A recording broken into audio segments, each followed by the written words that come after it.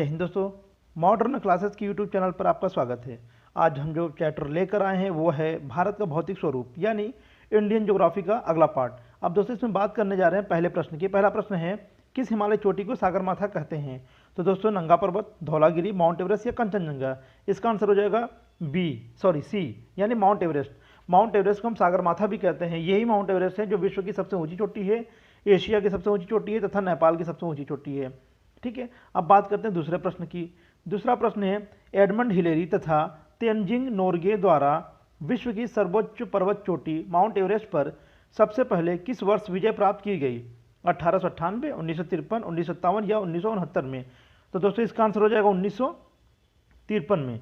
यानी सबसे पहले जो माउंट एवरेस्ट पर चढ़ाई की गई थी वो कब की थी? 1953 में की गई थी। अब बात करते हैं दूसरे प्रश्न की। दूसरा प्रश्न है, नंदा देवी चोटी है असम हिमालय में, कुमायूं हिमालय का भाग है, नेपाल हिमालय का भाग है, पंजाब हिमालय का भाग है? यानी किसका भाग है? तो उसका आंसर हो जाएगा बी यानी कुमायूं हिमालय का भाग है। चौथा प्रश्न है, हिमालय पर्वत की एक श्रेणी अराकान योमा कहाँ स्थित है? बलूचिस्तान, म्यांमार, नेपाल या थाईलैंड? तो दोस्तों इसका आंसर हो जाएगा बी यानी अराकान योमा पर्वत कहाँ पर है? म्यांमार में है। चौथा प्रश्न है, जम्मू कश्मीर में स्थित निम्नलिखित पर्वत श्रेणियों का पूर्व से पश्चिम की ओर क्रम होगा? यानी अगर आप जम्मू कश्मीर को आप देखते हैं इस तरीके से, अब तो मान लीजिए लद्दाख हो गया, अगर यहाँ बात करते हैं तो इसमें कहाँ पर कौन सबसे किधर कौन पूर्व में होगा और कौन सा पश्चिम में होगा?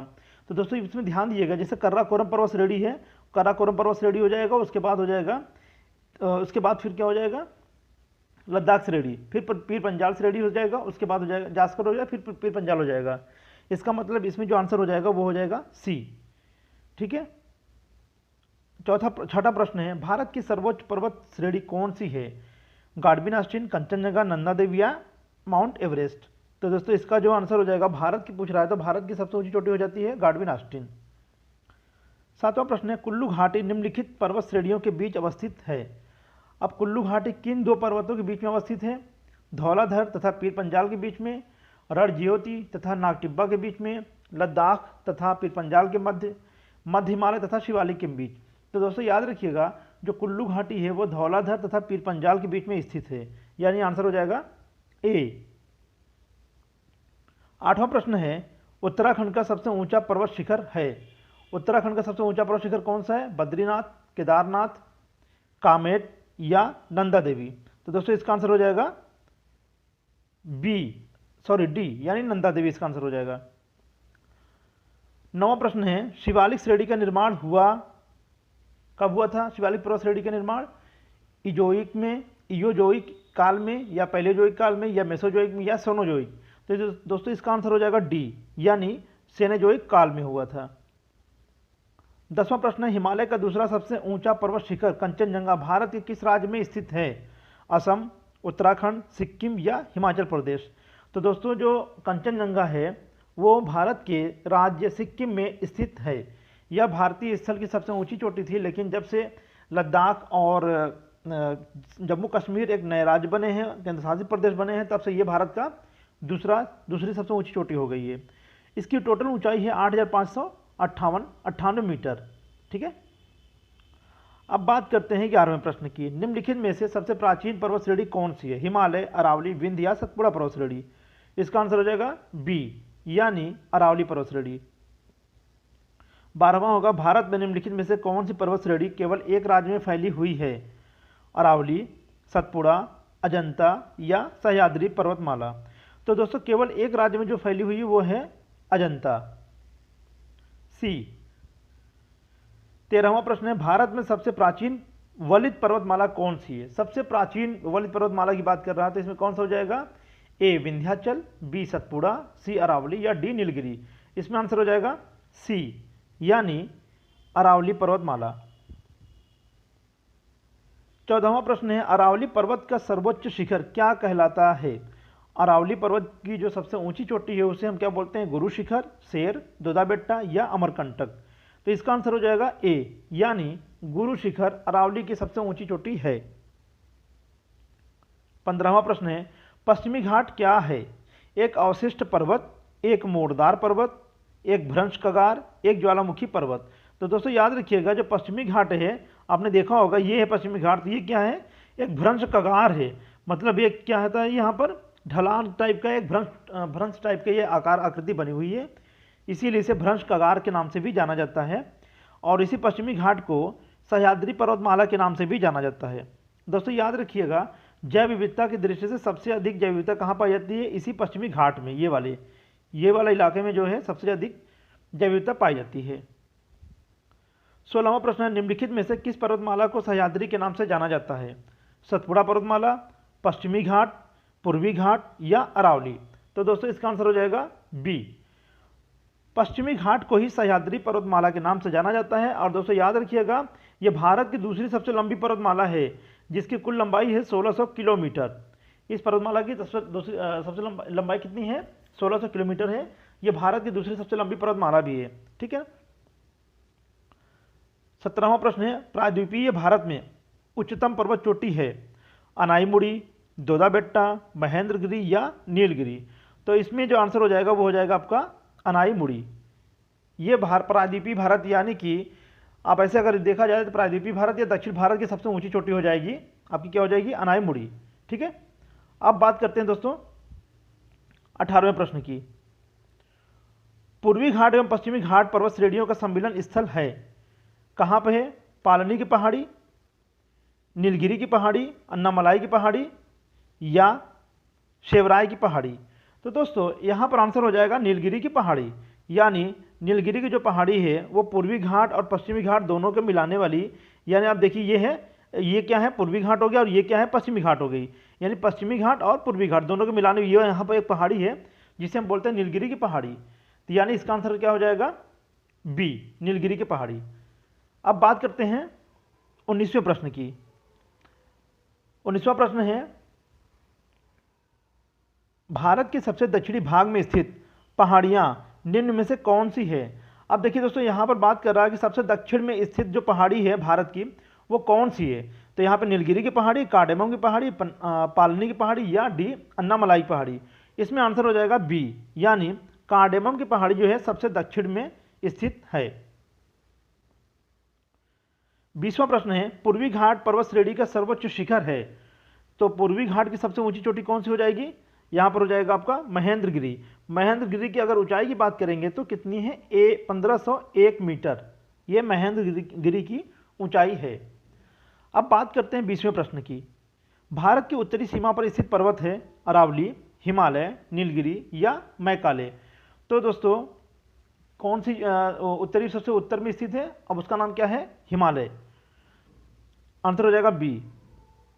22वां प्रश्न है, हिमालय पर्वत एक मुख्य प्रकार है ज्वालामुखी पर्वत का, वलित पर्वत का, ब्लॉक पर्वत का या अवशिष्ट पर्वत का? तो जो हिमालय है वो कैसा है, वो है अवशिष्ट पर्वत का उदाहरण है। आंसर हो जाएगा डी।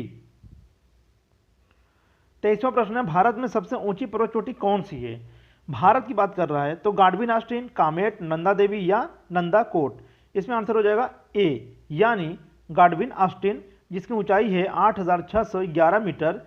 और ये दोस्तों इसी को हम K2 के नाम से भी जानते हैं। क्या कहते हैं इसे, K2।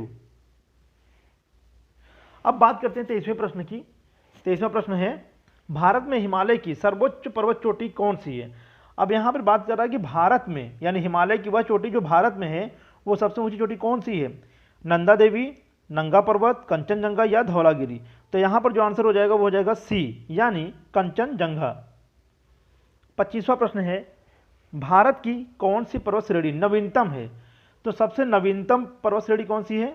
सह्याद्री पर्वतमाला, अरावली पर्वतमाला, हिमालय या सतपुड़ा? तो सबसे जो नवीन पर्वतमाला है वो कौन सी है? हिमालय। आंसर हो जाएगा सी। 26 प्रश्न है, निम्नलिखित में से कौन भारत का सर्वोच्च पर्वत शिखर है? एवरेस्ट, नंगा पर्वत, नंदा देवी या डी, कंचनजंगा? तो इसमें सर्वोच्च पर्वत शिखर की बात कर रहा है तो कौन सी हो जाएगी इसमें से? इसमें हो जाएगा एवरेस्ट, यानी ए। इसका आंसर हो जाएगा ए। बात करते हैं 27वें प्रश्न की। निम्नलिखित में से कौन सी हिमालय की पर्वत चोटी असम राज्य में स्थित है? नंदा देवी, नमचा बरुआ, धौलागिरी या कंचनजंगा? इसमें आंसर हो जाएगा बी, यानी नामचा बरुआ। अब देखते हैं 28वां नंबर, हिमालय की उत्पत्ति किस भूसन्नति से हुई है? ए टेथिस भूसन्नति, इंडो ब्रह्मा, शिवालिक या गोदावरी। इसका आंसर हो जाएगा टेथिस भूसन्नति से इसकी हिमालय की उत्पत्ति हुई है। अब बात करते हैं 29वें प्रश्न की। हिमालय का पाद प्रदेश यानी फुट हिल रीजन्स निम्न में से किस नाम से जाना जाता है? ट्रांस हिमालय, महान हिमालय, पीर पंजाल या शिवालिक पर्वत श्रेणी। तो इसका आंसर हो जाएगा डी, यानी शिवालिक पर्वत श्रेणी को हिमालय का पाद प्रदेश कहा जाता है। अब बात करते हैं 30वें प्रश्न की। नंदा देवी स्थित है, कहाँ पर स्थित है? हिमाचल प्रदेश में, उत्तराखंड में, नेपाल में या सिक्किम में। इसका आंसर हो जाएगा बी, यानी उत्तराखंड में।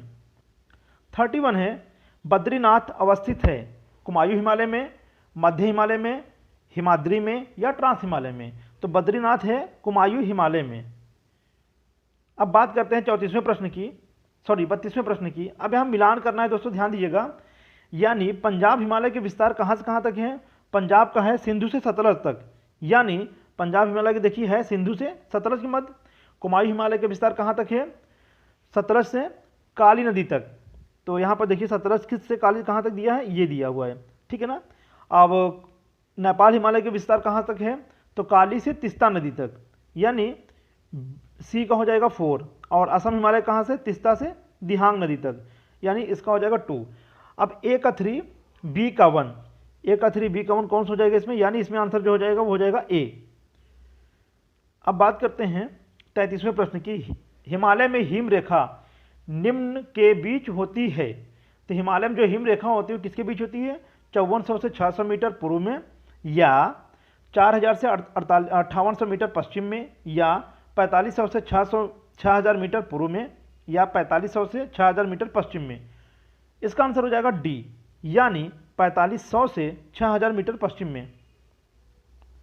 निम्न में से कौन सी पर्वत चोटी संसार की दूसरी सर्वोच्च पर्वत चोटी है? दूसरी सबसे ऊंची चोटी कौन सी हो जाएगी? गाडविन आस्टीन, कंचनजंगा, नंदा देवी या नंगा पर्वत। इसका आंसर हो जाएगा ए, यानी गाडविन आस्टीन।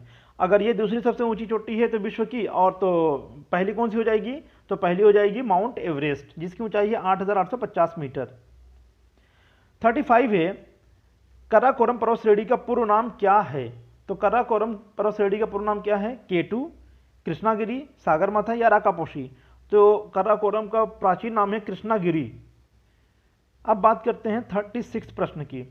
हिमालय श्रेणी क्षेत्र में मिलने वाली संकीर्ण तथा अनुदैर्ध्य घाटियों को किस नाम से जाना जाता है? दून के नाम से, चोस के नाम से, दुआर या मर्ग के नाम से। इसका आंसर हो जाएगा ए, यानी जो हिमालय श्रेणी के क्षेत्र में मिलने वाली एक संकीर्ण यानी जो भी कुचली जो घाटियां हैं, लंबी लंबी घाटियां, उन्हें हम किस नाम जानते हैं? दून के नाम से जाना जाता है। अब बात करते हैं 37 नंबर की। लघु हिमालय श्रेणी के ढालों पर मिलने वाले छोटे छोटे घास के मैदानों को जम्मू कश्मीर में क्या कहा जाता है?